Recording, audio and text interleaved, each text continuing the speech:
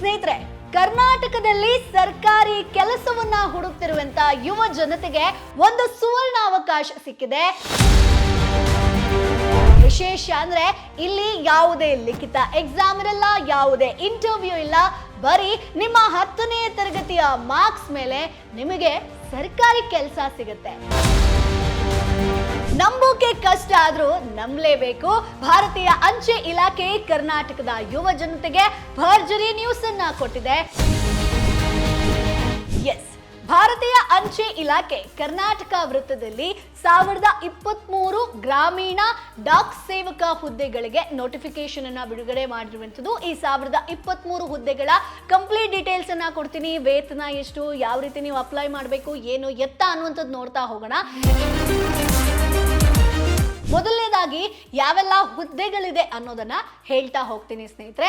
So ಭಾರತೀಯ ಅಂಚೆ ಇಲಾಖೆಯಿಂದ ಒಟ್ಟು 28,740 ಹುದ್ದೆಗಳ ಭರ್ತಿಗೆ ಅರ್ಜಿಯನ್ನ ಆಹ್ವಾನಿಸಲಾಗಿದೆ. ಇದರಲ್ಲಿ ನಾನು ಫಿಲ್ಟರ್ ಮಾಡಿದ್ದೀನಿ. ಕರ್ನಾಟಕ ಅಂಚೆ ವೃತ್ತದಲ್ಲಿ 1023 ಹುದ್ದೆ ಖಾಲಿ ಇದೆ ಸ್ನೇಹಿತರೆ. ಅಂದ್ರೆ ಕರ್ನಾಟಕ ವಿವಿಧ ಜಿಲ್ಲೆಗಳಲ್ಲಿ ಖಾಲಿ ಇರುವಂತ ಗ್ರಾಮೀಣ ಡಾಕ್ ಸೇವಕ ಅಂದ್ರೆ GDS ವಿಭಾಗ ಅಂತ ಹೇಳ್ತೀವಿ, ಅದರಲ್ಲಿ 2 ಪ್ರಮುಖ ಹುದ್ದೆಗಳನ್ನ ಭರ್ತಿ ಮಾಡಲಾಗ್ತಿದೆ ಸ್ನೇಹಿತರೆ. ಮೊದಲನೇದಾಗಿ ಬ್ರಾಂಚ್ ಪೋಸ್ಟ್ ಮಾಸ್ಟರ್, ಇದು ಶಾಖೆಯ ಜವಾಬ್ದಾರಿ ಹೊಂದಿರುವಂತ ಒಂದು ಹುದ್ದೆ ಸ್ನೇಹಿತರೆ. ಪೋಸ್ಟ್ ಆಫೀಸ್ ನ ವ್ಯವಹಾರಗಳನ್ನ ನೋಡಿಕೊಳ್ಳುವಂಥದ್ದು, ಆನ್ಲೈನ್ ಡಿಸೈನ್ ಮೂಲಕ ಹಣಕಾಸಿನ ವಹಿವಾಟವನ್ನ ಮಾಡುವಂಥದ್ದಾಗಿರ್ಬೋದು, ಸರ್ಕಾರದ ಯೋಜನೆಗಳನ್ನ ಜನರಿಗೆ ತಲುಪೋ ರೀತಿ ಮಾಡುವಂತ ಕೆಲಸ ಬರುತ್ತೆ. ಇನ್ನು ಎರಡನೇದಾಗಿ ಸ್ನೇಹಿತರೆ ಅಸಿಸ್ಟೆಂಟ್ ಬ್ರಾಂಚ್ ಪೋಸ್ಟ್ ಮಾಸ್ಟರ್, ಇದು ಸಹಾಯಕರಾಗಿ ಕೆಲಸ ಮಾಡುವಂತ ಹುದ್ದೆ ಆಗಿರುತ್ತೆ. ಅಂತ ಅಂದ್ರೆ ನೀವು BPM ಅವರಿಗೆ ಸಹಾಯ ಮಾಡಬೇಕಾಗತ್ತೆ. ಅಂಚೆ ಚೀಟಿ ಮಾರಾಟ ಮಾಡೋದಾಗಿರ್ಬೋದು, ಪತ್ರಗಳನ್ನ ವಿಂಗಡಿಸೋದಾಗಿರ್ಬೋದು, ಜನರ ಮನೆ ಬಾಗಿಲಿಗೆ ಹೋಗಿ ಸೌಲಭ್ಯಗಳನ್ನ ತಲುಪಿಸುವಂತ ಜವಾಬ್ದಾರಿ ಇಲ್ಲಿ ನಿಮ್ಮ ಮೇಲಿರುತ್ತೆ. ಸೊ ಇದು 2 ಪೋಸ್ಟ್ ಬಗ್ಗೆ ನಾನು ಹೇಳಿರುವಂತದ್ದು ಸ್ನೇಹಿತರೆ. ಅದರ ಮೊದಲು ನೀವು ಅರ್ಹತೆ ಬಗ್ಗೆ ಕೂಡ ತಿಳ್ಕೊಳ್ಬೇಕಾಗತ್ತೆ. ಈ ಹುದ್ದೆಗಳಿಗೆ ನೀವು ಅರ್ಜಿಯನ್ನ ಸಲ್ಲಿಸ್ತೀರಾ ಅಂತಂದ್ರೆ ನಿಮಗೆ ಇರಬೇಕಾದಂತ ಅರ್ಹತೆಗಳ ಬಗ್ಗೆ, ಎಲಿಜಿಬಿಲಿಟಿ ಕ್ರೈಟೀರಿಯಾ ಹೇಳ್ತೀನಿ. ಅಭ್ಯರ್ಥಿಗಳು 10ನೇ ತರಗತಿ ಅಥವಾ SSLC ಯಲ್ಲಿ ಉತ್ತೀರ್ಣರಾಗಿರಬೇಕು ಸ್ನೇಹಿತರೆ. ನಿಮಗೆ ಸೈಕಲ್ ತುಳಿಯೋದಕ್ಕೆ ಬರಲೇಬೇಕು. ಇವತ್ತಿನ ಕಾಲದಲ್ಲಿ ಬೈಕ್ ಬಂದಿದೆ ಅಂತ ಅನ್ಕೊಳ್ಳಿ, ಆದ್ರೆ ರೂಲ್ಸ್ ಪ್ರಕಾರ ಸೈಕಲ್ ಗೊತ್ತಿರಬೇಕು ಸ್ನೇಹಿತರೆ. ಬೇಸಿಕ್ ಕಂಪ್ಯೂಟರ್ ನಾಲೆಜ್ ಇರಬೇಕಾಗತ್ತೆ. ಇನ್ನು ನಿಗದಿಪಡಿಸಿದಂತ ವಯೋಮಿತಿ ಬಗ್ಗೆ ಹೇಳೋದಾದ್ರೆ 18 ವರ್ಷ ತುಂಬಿರಬೇಕು, 40 ವರ್ಷ ದಾಟಿರಬಾರ್ದು. ಆದ್ರೆ ಕೆಲವರಿಗೆ ವಯೋಮಿತಿ ಸಡಿಲಿಕೆ ಇದೆ, ಇದು ಬಹಳ ಇಂಪಾರ್ಟೆಂಟ್ ಆಗತ್ತೆ. ಹಾಗೆ ಸರ್ಕಾರಿ ನಿಯಮಗಳ ಪ್ರಕಾರ OBC ಅವರಿಗೆ 3 ವರ್ಷ ಅಂದ್ರೆ 43 ವರ್ಷದವರೆಗೂ ಅವಕಾಶ ಇದೆ. SC ST ಅವರಿಗೆ 5 ವರ್ಷ ಅಂದ್ರೆ 45 ವರ್ಷದವರೆಗೆ ಅವಕಾಶ ಇದೆ. ಇನ್ನು ದಿವ್ಯಾಂಗ ಅಭ್ಯರ್ಥಿಗಳಾಗಿದ್ರೆ 10 ವರ್ಷಗಳ ರಿಯಾಯಿತಿಯನ್ನ ಸರ್ಕಾರ ಕೊಟ್ಟಿದೆ. ಸೊ ಈಗ ನಿಮ್ಗೆ ಸ್ಯಾಲರಿ ಬಗ್ಗೆ ನಾನು ಡಿಟೇಲ್ ಆಗಿ ಹೇಳ್ತಾ ಹೋಗ್ತೀನಿ, ಎಷ್ಟು ಸಿಗುತ್ತೆ ಅನ್ನುವಂಥದ್ದು. ಸೊ ನೀವು ಟೇಬಲ್ ಅಲ್ಲಿ ನೋಡ್ತಾ ಇರ್ಬೋದು. ಒಟ್ಟು ಹುದ್ದೆಗಳು ಬಂದು 1023, ಉದ್ಯೋಗದ ಸ್ಥಳ ಬಂದು ಕರ್ನಾಟಕದ ವಿವಿಧ ಜಿಲ್ಲೆಗಳಲ್ಲಾಗಿರುತ್ತೆ. ನೀವು ಇನ್ ಕೇಸ್ BPM ವೇತನ ಶ್ರೇಣಿ ಬಗ್ಗೆ ನಾನು ಫಸ್ಟ್ ಪೊಸಿಷನ್ ಹೇಳ್ದೆ ಅಲ್ಲ, ಅದಕ್ಕಾದ್ರೆ ನಿಮ್ಗೆ 12,000 ರೂಪಾಯಿಂದ ಶುರುವಾಗಿ 29,380 ರೂಪಾಯಿವರೆಗೂ ಕೂಡ ನಿಮ್ಗೆ ಸಿಗಬಹುದು. ಅದೇ ನಿಮ್ಗೆ ABPM ವೇತನ ಶ್ರೇಣಿ ಬಗ್ಗೆ ನೋಡೋದಾದ್ರೆ 10,000ದಿಂದ ಹಿಡಿದು 24,470 ರೂಪಾಯಿವರೆಗೂ ಕೂಡ ಸಿಗುವಂತ ಚಾನ್ಸಸ್ ಇದೆ. ಸೊ ಈಗ ವೇತನದ ಬಗ್ಗೆ ನೋಡಿದ್ವಿ, ಎಲಿಜಿಬಿಲಿಟಿ ಕ್ರೈಟೀರಿಯಾ ನೋಡಿದ್ವಿ. ಹಾಗಾದ್ರೆ ಆಯ್ಕೆ ಪ್ರಕ್ರಿಯೆ ಹೇಗಿರುತ್ತೆ? ಈ ನೇಮಕಾತಿಯಲ್ಲಿ ಯಾವುದೇ ಸಂದರ್ಶನ, ಇಂಟರ್ವ್ಯೂ ಆಗಿರ್ಬೋದು, ಲಿಖಿತ ಪರೀಕ್ಷೆ ಇರೋದಿಲ್ಲ ಅಂತ ನಾನು ಮೊದಲೇ ಹೇಳಿದೆ ಸ್ನೇಹಿತರೆ.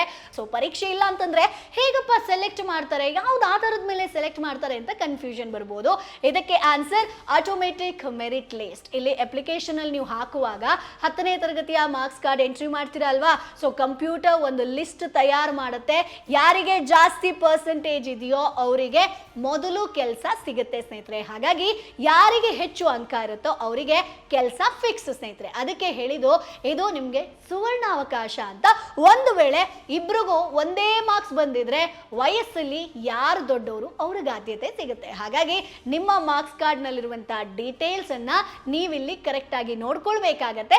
ಇನ್ನು ಅರ್ಜಿ ಶುಲ್ಕ ಆಗಿರ್ಬೋದು, ಯಾವಾಗ ಅರ್ಜಿ ಸಲ್ಲಿಸಬೇಕು ಅನ್ನೋದನ್ನ ಕೂಡ ಹೇಳ್ತಾ ಹೋಗ್ತೀನಿ ಸ್ನೇಹಿತರೆ.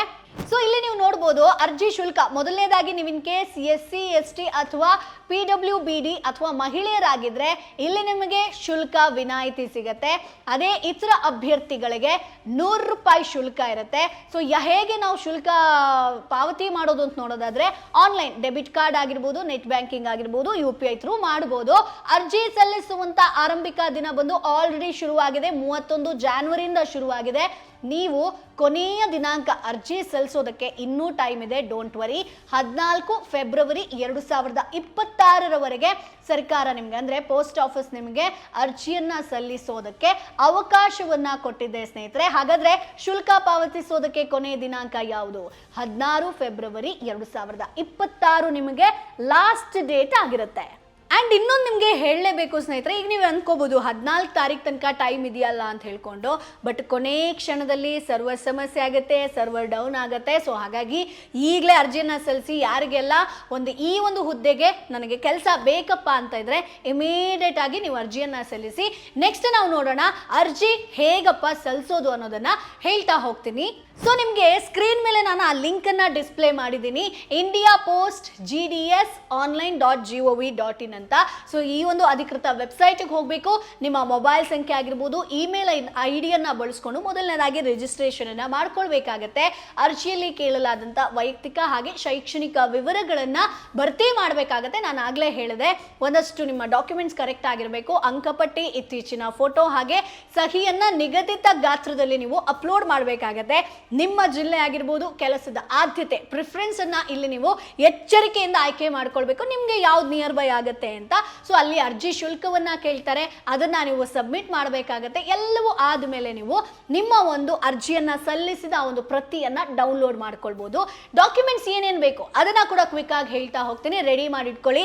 10ನೇ ತರಗತಿಯ ಮಾರ್ಕ್ಸ್ ಕಾರ್ಡ್ ಬೇಕು, ಇತ್ತೀಚಿನ ಫೋಟೋ ಹಾಗೆ ಸಿಗ್ನೇಚರ್ ಬೇಕಾಗತ್ತೆ, ಜಾತಿ ಪ್ರಮಾಣ ಪತ್ರ, ಕಾಸ್ಟ್ ಸರ್ಟಿಫಿಕೇಟ್ ಬೇಕೇ ಬೇಕು, ಮೀಸಲಾತಿ ಬೇಕು ಅಂತಂದ್ರೆ ಇದು ಮಸ್ಟ್ ಸ್ನೇಹಿತರೆ. ಚಾಲ್ತಿಯಲ್ಲಿರುವಂತ ಮೊಬೈಲ್ ನಂಬರ್ ಹಾಗೆ ಇಮೇಲ್ ID-ಯನ್ನ ನೀವಿಲ್ಲಿ ಸಬ್ಮಿಟ್ ಮಾಡಬೇಕಾಗತ್ತೆ. ಡಾಕ್ಯುಮೆಂಟ್ಸ್ ರೆಡಿ ಮಾಡ್ಕೊಳ್ಬೇಕು. ಸೊ ಈಗ ನಾನೊಂದು ಸೀಕ್ರೆಟ್ ಟಿಪ್ ಅನ್ನ ಕೊಡ್ತೀನಿ. ಅಪ್ಲೈ ಮಾಡುವಾಗ ಪ್ರಿಫರೆನ್ಸ್ ಅನ್ನ ಕೇಳುತ್ತೆ, ಅಂದ್ರೆ ನಿಮಗೆ ಯಾವ ಊರಲ್ಲಿ ಕೆಲಸ ಬೇಕು ಅಂತ ಬರೀ ನಿಮ್ಮ ಊರು ಅಥವಾ ಪಕ್ಕದ ಊರು ಮಾತ್ರ ಸೆಲೆಕ್ಟ್ ಮಾಡಬೇಡಿ. ಒಬ್ಬ ಅಭ್ಯರ್ಥಿ ಎಷ್ಟು ಬೇಕಾದರೂ ಊರುಗಳನ್ನ ಆಯ್ಕೆ ಮಾಡ್ಕೊಳ್ಳಿ ಸ್ನೇಹಿತರೆ. ನಿಮ್ಮ ಜಿಲ್ಲೆಯ ಸುತ್ತಮುತ್ತಲು ಎಷ್ಟು ಜಾಸ್ತಿ ಹಳ್ಳಿಗಳನ್ನ ನೀವು ಆಯ್ಕೆ ಮಾಡ್ತಿರೋ ನಿಮ್ಮ ಹೆಸರು ಲಿಸ್ಟ್ ನಲ್ಲಿ ಬರುವಂತ ಚಾನ್ಸಸ್ ಹೆಚ್ಚಿರುತ್ತೆ. ಸೊ ನನಗೆ ಈಗ ಫಾರ್ ಎಕ್ಸಾಂಪಲ್ ನಾನು ಇಲ್ಲಿ ಬೆಂಗಳೂರಲ್ಲಿ ಇದ್ದೀನಿ ಅಂತಂದ್ರೆ ಜಯನಗರ ಅಂತಂದ್ರೆ ಜಯನಗರ ಮಾತ್ರ ನಾನು ಸೆಲೆಕ್ಟ್ ಮಾಡ್ತೀನಿ ಅಂತಂದ್ರೆ ಅಲ್ಲಿ ನಿಮ್ಮ ಹೆಸರು ಲಿಸ್ಟ್ ಆಗಿಲ್ಲ ಅಂತಂದ್ರೆ ಬೇರೆ ಎಲ್ಲೂ ಲಿಸ್ಟ್ ಆಗಲ್ಲ. ಸೊ ಫಾರ್ ಎಕ್ಸಾಂಪಲ್ ಈಗ ಬೆಂಗಳೂರು ಅಂತ ಬಂದಾಗ ಬನಶಂಕರಿ, ಜಯನಗರ, JP ನಗರ ಅಥವಾ ಎಲ್ಲೋ ಒಂದಷ್ಟು ಕಡೆಗಳನ್ನ ನೀವು ಆಯ್ಕೆ ಮಾಡ್ಕೊಳ್ರಿ ಅಂತಂದ್ರೆ ಎಲ್ಲಾದ್ರೂ ಒಂದು ಕಡೆ ಕೆಲಸ ಸಿಕ್ಕೇ ಸಿಗುತ್ತೆ. ಸೊ ನಿಮ್ಮ ಮಾರ್ಕ್ಸ್ ಕಾರ್ಡ್ ಆಗಿರ್ಬೋದು, ನಿಮ್ಮ ಏಜ್ ಆಗಿರ್ಬೋದು, ಎಲ್ಲವೂ ಕೂಡ ನೀವು ಏನ್ ಡಾಕ್ಯುಮೆಂಟ್ಸ್ ಅನ್ನ ಸಬ್ಮಿಟ್ ಮಾಡ್ತಿರೋ ಎಷ್ಟು ಕರೆಕ್ಟ್ ಆಗಿರುತ್ತೋ ಅಷ್ಟು ಬೇಗ ನಿಮಗೆ ಕೆಲಸ ಸಿಗುತ್ತೆ. ಸೊ ಸ್ನೇಹಿತರೆ, ಈ ಒಂದು ವಿಡಿಯೋದಲ್ಲಿ ನಿಮಗೆ ಈ ಹುದ್ದೆ ಬೇಕು ಅಂತಂದ್ರೆ ಯಾವ ರೀತಿ ಅರ್ಜಿ ಸಲ್ಲಿಸಬೇಕು, ಬೇಕಾಗುವಂತ ಡಾಕ್ಯುಮೆಂಟ್ಸ್ ಆಗಿರ್ಬೋದು, ಎಲಿಜಿಬಿಲಿಟಿ ಕ್ರೈಟೀರಿಯಾ ಆಗಿರ್ಬೋದು, ಇವೆಲ್ಲದರ ಬಗ್ಗೆ A to Z ಮಾಹಿತಿಯನ್ನ ತಿಳಿಸ್ಕೊಟ್ಟಿದ್ದೀನಿ. ಅಂಡ್ ಇನ್ನೊಂದು ಹೇಳಲೇಬೇಕು, ಈ ವಿಡಿಯೋನ ನೋಡಿ ನಿಮಗೊಂದಷ್ಟು ಮಾಹಿತಿ ಸಿಕ್ತು, ಆದ್ರೆ ನಿಮ್ಮ ಫ್ರೆಂಡ್ಸು, ಫ್ಯಾಮಿಲಿ ಆಗಿರ್ಬೋದು ಒಂದಷ್ಟು ಜನರಿಗೆ ಶೇರ್ ಮಾಡೋದನ್ನ ಮರಿಬೇಡಿ.